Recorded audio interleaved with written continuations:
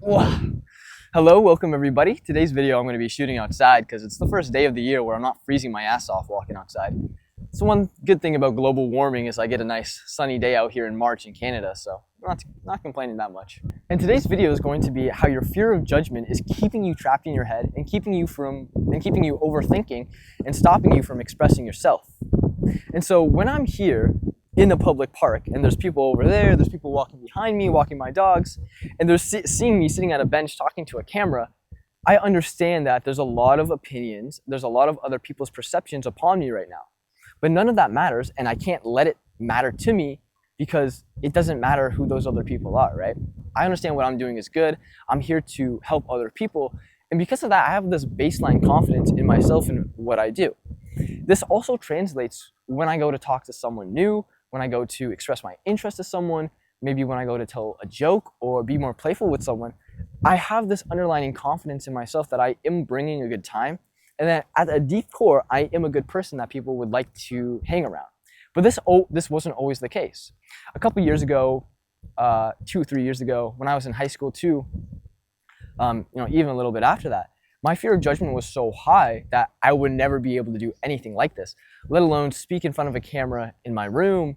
But, and it wasn't just like I turned on the camera one day and I was like, okay, let me speak into my fucking phone out in the middle of a park and just be okay with that. Of course not, right? It was a series of steps of slowly progressing, getting myself more out of my shell that allowed me to be here and not really care about the perceptions of other people. I'm just locked into making this video right now. The same thing when I'm having a conversation with someone else. I understand other people are looking at me, they're judging me. Oh, he just walked up and started a conversation with that person. How could you do that? But again, I don't care because I'm here bringing my will into the world. I understand I'm a good person. I'm bringing positivity. That gives me confidence in what I do. But if you were growing up and you had it doesn't have to be trauma that you went through or incredible stress. It just has to be that a certain type of judgment that you felt upon yourself. And so if there were certain things that you liked or certain things that you did that other people judged you about and you felt bad about that, well, you're going to in turn suppress that. You're going to in turn not be as open as you would like to be in the everyday of your life, right? And so even me making a video like this, kind of putting myself out there a little bit, is going to translate to me having a conversation with someone and being more okay speaking to them, maybe making a joke, and I won't have that second guessing that I usually have. I just say it because I wanted to and I thought it was funny. Right? I have a base confidence in myself, and that confidence is just your fear of judgment. If your fear of judgment is so high that you don't say anything because you're scared of how other people are going to react, the same way that I'm doing this, I'm scared how other people may react to me recording to my phone. Maybe this guy behind me is going to call me a weirdo, or this guy over here is going to say I'm weird or I can't do anything like that. Well, I don't care, I can, right? But for me to have that type of conviction, confidence in myself comes from a deep underlying core of experiences that I went through and then also experiences that I put myself in. So when growing up, maybe by your parents, maybe by people in your school, your friends, if they were to put you down, maybe not invite you to things, maybe reject you to things, you're going to have this internal belief about yourself that maybe you're not worthy, maybe you're not good enough, that maybe you have to prove yourself to other people, or that you can't make any mistakes, right? Where all those things are the exact opposite of what a confident person does and a confident person is, right? A confident person puts themselves out there and is okay with that rejection and is okay with the judgment that they feel. Same when I'm out here, I'm okay with it. And I remember growing up, because my parents were gay, I grew up in a household in which I was basically I grew up in a family in which I was basically the only brown person. Me and my mom were the only brown person, and we married into a white family. And my mom's gay, right? And so I had a lot of these things about me where I was like, oh, this is not normal. This is not good to talk about. I should kind of not talk about those things and suppress those things.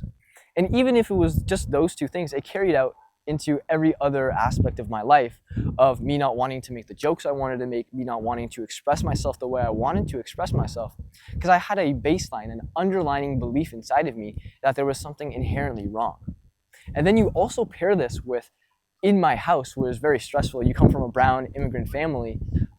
Maybe some of you can relate, where maybe your parents can get very loud. Maybe they can say some very mean things to you. Maybe they can really put a lot of of judgment and rejection upon you. And so even from your caregivers, the people closest to you, you have these internal beliefs that you are not good enough. And now later, maybe 20 years down the line, maybe you're in your mid-20s, maybe you're in your mid-30s, your mid-40s, and still those beliefs all the way down in your childhood are still coming up now. And some people may say, oh, just be yourself, just go out there. But by being yourself, you're authentically expressing yourself.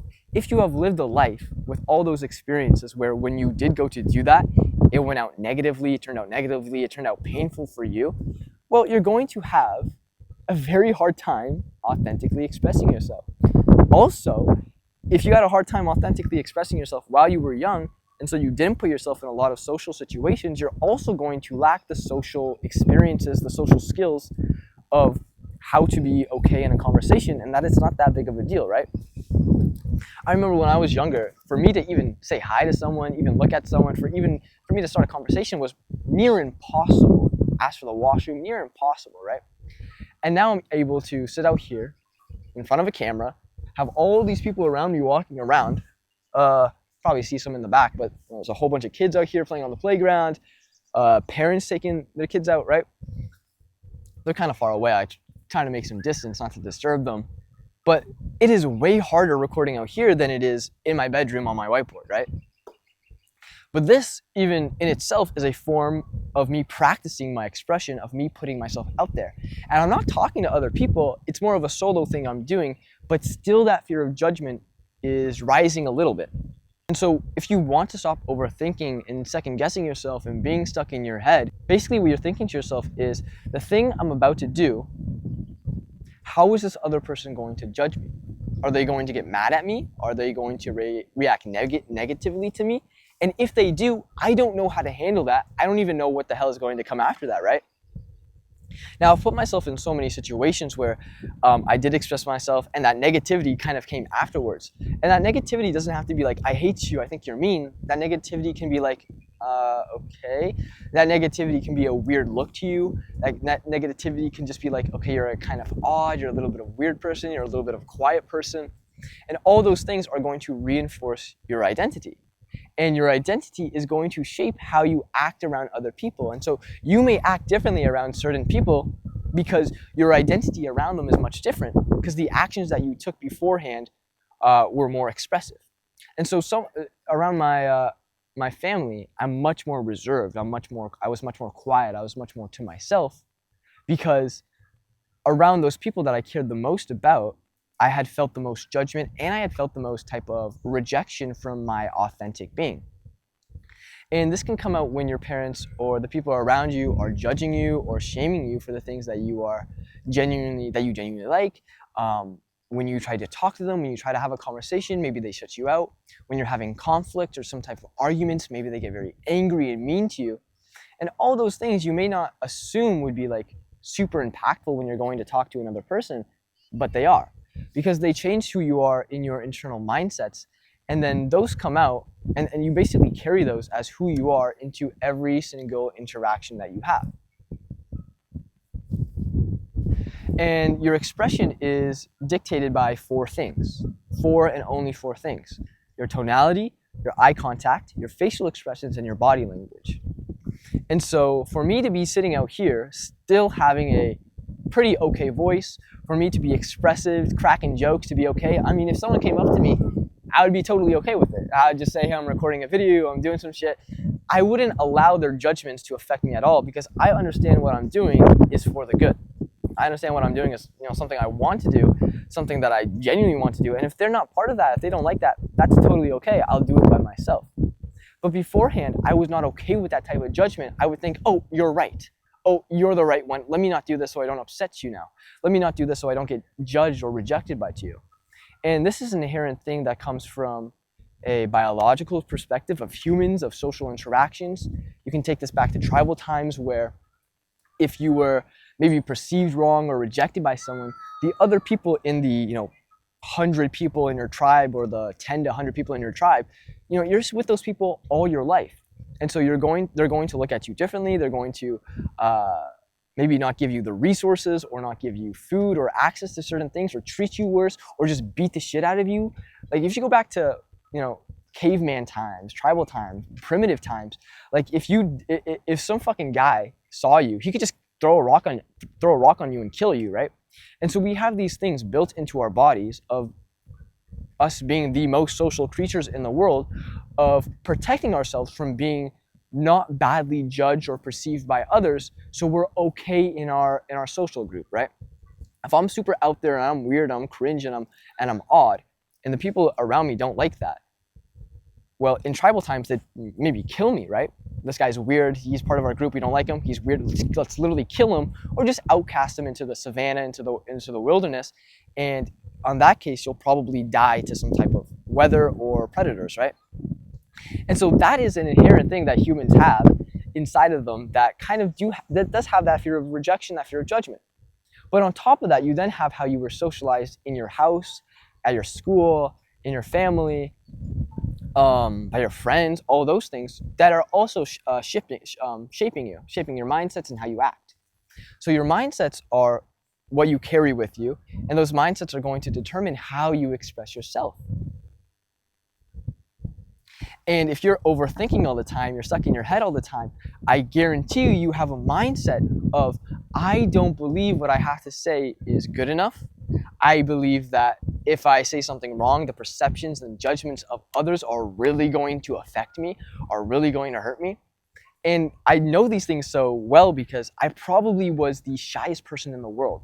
I still have not to this day have found a person who used to be more, when I used to be like that, has been more shy and being as non-expressive. And this was to the point where people would come up to me, try to have a good conversation with me, and I would just be like, yeah. And I wouldn't ask any more questions. I wouldn't state any of my own opinions because I didn't want to come off as being or saying something wrong at all. And I also didn't know what to say. And so those two things put together, my lack of social experience with new people and the negative mindsets I had, suppressed my expression, not allowing me to really put myself out there. And for you to put yourself out there is the exact definition of confidence. And confidence, as everyone says, is the most attractive thing because not a lot of people have it, because it is such an inherent thing to have. And so you can be super attractive, you can have a lot of money, you can have a good job, you can have a nice house, an apartment, but if your fear of judgment is high and you're not able to express yourself, none of those other things matter. And even upon that, if you do get into a relationship or some other things do happen when you are expressing to someone and they maybe hit you with some negative energy. Sorry, it's getting a little windy here, so I'll take a sec.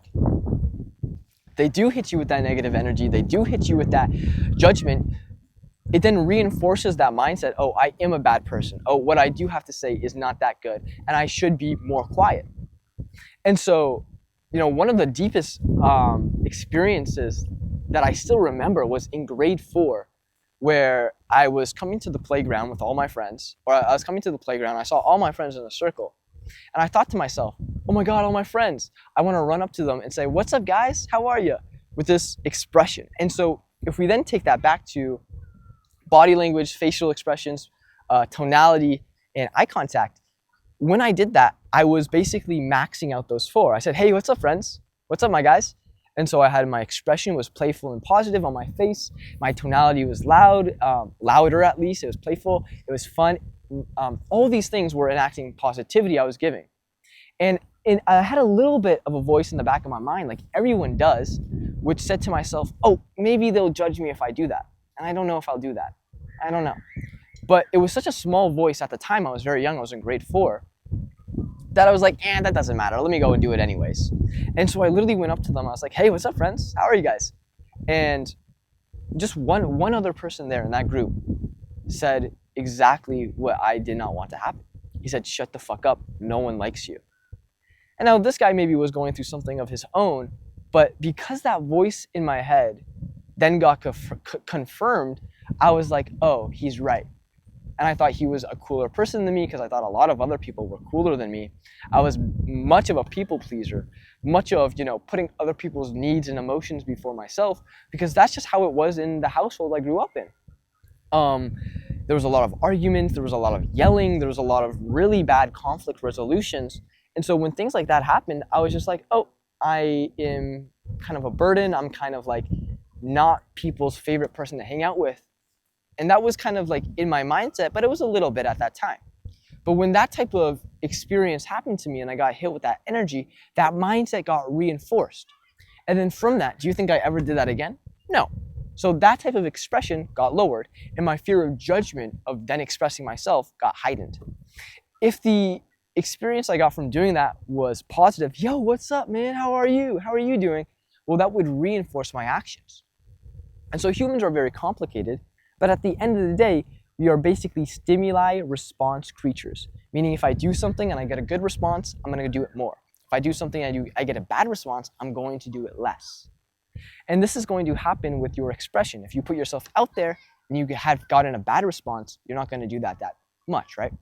And if your parents or the people around you, maybe your friends or people at your school, didn't invite you to certain things, called you names, maybe weren't the nicest to you, and I'm not gonna say I had the fucking worst childhood. I had a lot of friends, but I felt like for me to have those friends, I had to put on a persona. I had to be super nice. I could never make anyone mad, and I always had to be like, kind of like the jokey, funny guy. I had to make other people laugh for them to like me, right? A big people pleaser type of thing. And then even further down the line, when talking to new people and stuff, it was just like, I don't want to say anything because I don't want to stand out. Because if I stand out and I express myself, well, what has happened in the past? Probably that's going to happen again, and I don't want to feel that pain. And so those negative mindsets build up over and over time, and you begin to express yourself less and less. And for some people, a lot of the clients I talk to, this suppression of expression and the negative mindsets were just reinforced so much over and over again in their life to their 30s, their 20s, their 50s. Maybe when you die, you still have those things and you just have lived a life where you were trapped, not being able to express yourself.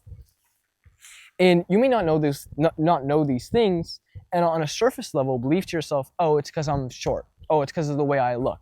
Oh, it's because of this or that, where it's not, right? Do I believe that your looks play a part in how people treat you? Of course, I'm not a fucking idiot, right? But I believe to a point where if you believe that your looks affect you and determine your whole life, they will. I don't believe that. I believe I take care of my health, but at the end of the day, if you want to, vibe with me or you want to fuck with me, that's on you. If you don't want to, I will be okay, if you don't want to do that. Now, beforehand, the mindsets I had is, if you don't fuck with me, oh, I'm a horrible person. But I don't believe that anymore. I believe that if you don't fuck with me, okay, that's on you. That's totally okay. I know that there's other people who do. And I understand who I am, and I love myself. Beforehand, I didn't love myself. I thought I was a burden to other people and to the world. And so, of course, my ability to put myself out there, express, and give positive energy, I was like, why would anyone do that? I'm not going to do that. Why would people want positive energy from me? First of all, that's not who I am. That's my identity. That, was socialized into me, maybe into you. And if I go to do that, I'm probably going to be hit with that negative energy. And so I realized that, I think around 17, and I was like, damn, I cannot talk to anybody. I can't express myself. I don't know how to have a good time. I don't know how to be fun and playful. I don't know how to be myself. I don't know how to be myself. I don't even know who I am.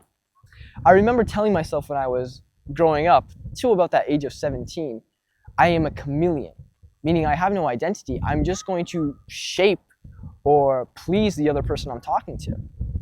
And this is a very good coping mechanism, a defense mechanism for not expressing yourself, for not being yourself. And it worked. It didn't lead to pain.